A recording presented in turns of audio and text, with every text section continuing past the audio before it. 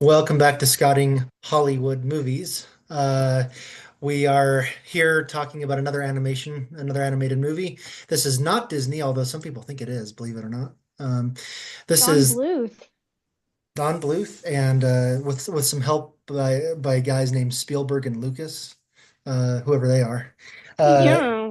but Um, we're um, talking about The Land Before Time. Uh, What if I told you that one of the most emotionally devastating scenes in animation history comes from a movie about baby dinosaurs? So, you heard me. gosh. Land I had to Before keep Time. myself from crying from watching this. Gosh, I watched this movie again for the first time in years just a couple days ago, and I like hold myself back from crying. Yeah, it's right about the 20-minute mark. Just get ready for it if you're watching it for the first time. Uh, So, what is the movie about? Directed by Don Bluth, with just a little help from Steven Spielberg and George Lucas.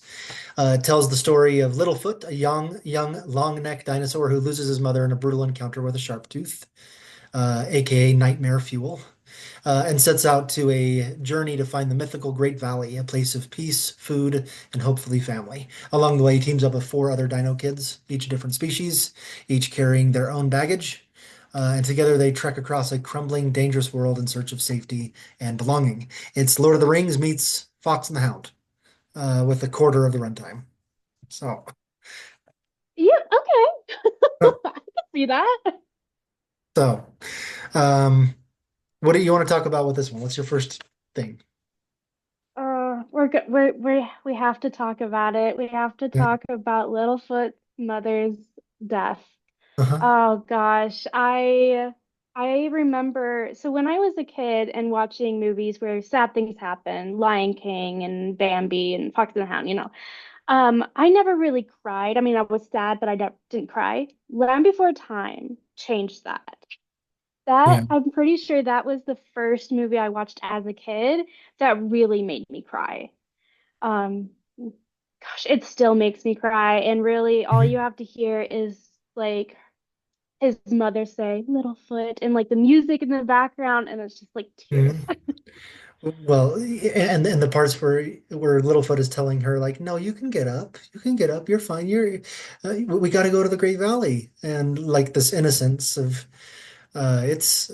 it wrecks you. And I watched it for the first time in 25 years, probably. About a week ago, I guess, maybe a little longer, but it is quiet. It's slow. It doesn't rush past the grief, which a lot of animated movies do. And this one doesn't. And you're sitting in it with Littlefoot and hoping she'll get up and knowing she won't. And it's what makes this movie so remarkable, is that it treats its audience, which it knows that are kids, with an incredible amount of respect. It understands that children can handle these real emotions. I think a lot of animated movies don't trust that. They have to present everything in uh, pinks and purples and easy colors and all bright things. But this one, there's real emotions. There's sadness, there's loneliness, there's fear, and instead of sugarcoating those feelings, the film walks through them carefully and honestly. And that's what I loved about this. Yeah, and it, as you said, it treats their audience with respect. And I think sometimes people forget like children are people too. Like they might be little, but they still go through the same emotions that adults do. They experience grief and loss and loneliness and fear. And yeah, I think they did that great. Yeah. And the score is beautiful. It's James Horner. that's who it is. I lost his name for a moment, but Yeah. yeah. Yeah, that's Yeah, it's it's a really great score. beautiful. Yeah. Yeah, and the art style, the animation is also really beautiful. I Mhm. think like the depth that they did and showing like the colors and the contrast, I think they did really well. Yeah, I really liked you had mentioned previously with Oliver and Company that you felt it was too almost like a painting. And in this case, it is like a painting that moves in Land Before Time. It's very painterly, but it works. Whereas Oliver and Company didn't feel like it did. Yeah. This one does work. It's more textured. You see that here in full force. I mean, that the opening where the eggs cracking in the thunderstorm and rolling down mountains and hills and all that, and it's like you're flipping through a moving storybook. Hmm. Um, the earthquake scene is pretty pretty intense, and so is that last sharptooth scene, the climax there. It's not gory, obviously. It's not over the top, but the scale is right. You It was see, still scary. you feel how scared these kids are, how real the danger is. Yeah, Mhm.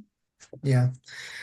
What about the characters? The group dynamic between Littlefoot and Cera and Petrie and Spike and all those little characters. They all have their own personalities, and Yeah. when you get some of that, it doesn't. When you get some of animated movies that have a ton of characters, four or five, you get like two or three that are the exact same character that are just there to be there. But in this case, you do get individual characters. The headstrong Sarah that starts as a walking argument, but eventually opens up. And Yeah. Spike is just vibe and Spike is snacks. just there.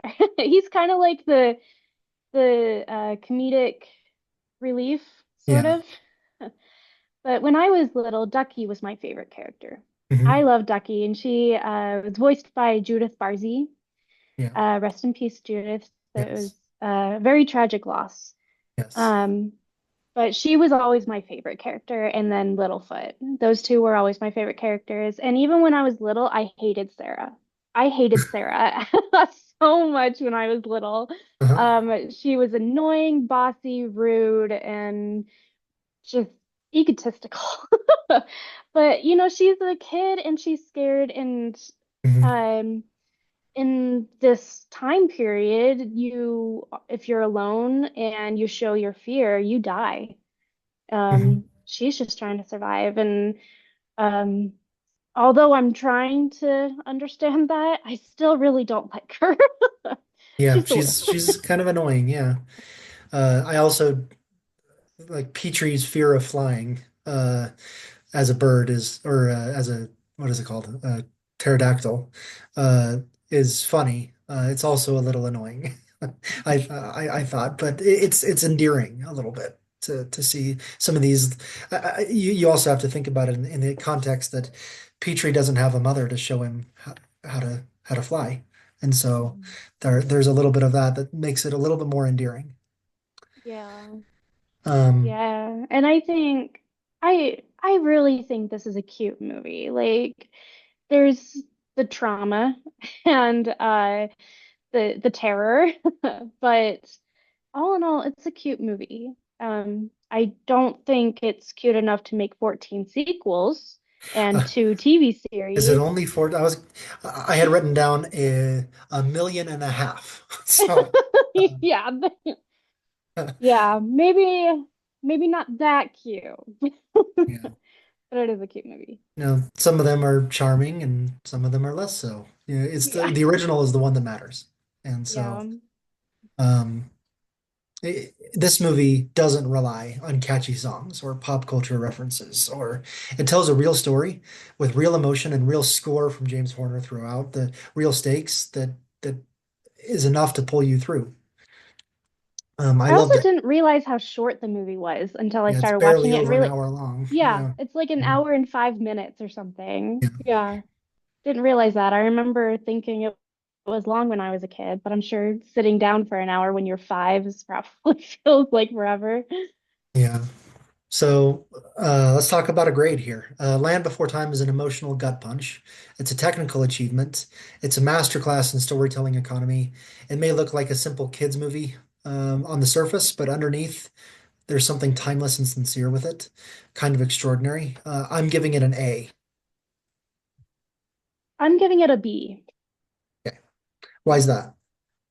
Um, I think that even though it is beautifully done, uh, it just I feel like it lacks um I don't know how to more depth maybe. Okay. Like it really shows like emotions, but Yeah. I don't know. I feel like I would have wanted to see more depth of the characters and more personalities. I feel like each character, even though they were all different, they each had like one main personality trait, and that was about it. Yeah. I can respect that. I, I think in a movie that short, there's only limited amount of times that you can do things, and that can go one way or the other as far as whether you agree with it. But so what about everyone else who's watching this? Were you emotionally scarred by this movie as a kid, like the rest of us? Or did you grow up on the sequels and only later discover the original's brilliance? Drop your thoughts in the comments. If you're into reviews that unpack the emotional weight of animated dinosaurs, this one is for you. Give this video a thumbs up, subscribe, like, whatever, ring the notification bell, whatever you do there, and we'll catch you next time. And remember, yep, yep, yep. Okay.